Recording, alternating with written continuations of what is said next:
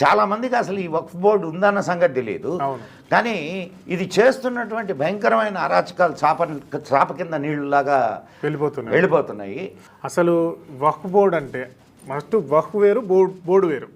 వక్ఫ్ అంటే మనం లీగల్ ప్రకారంగా రాసుకుంటే ముస్లిం సమాజంలో ఉన్నటువంటి కొంతమంది వ్యక్తులు చారిటీ కింద అల్లా పేరు మీద ఇచ్చినటువంటి భూమి.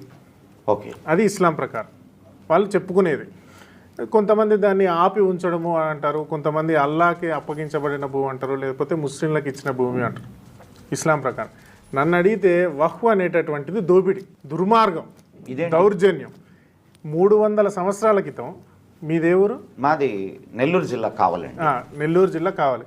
నెల్లూరు జిల్లా కావలిలో ఒక 300 సంవత్సరాల క్రితం ఒక దొంగల ముఠ వచ్చి మీ ఊరి మీద పడి దాడి చేసి అందరినీ ఎల్లగొట్టి ఆ భూమి మొత్తాన్ని ఆక్రమించుకుంది, ఆ సంపదను దోచుకుంది. 300 సంవత్సరాల తర్వాత ఆ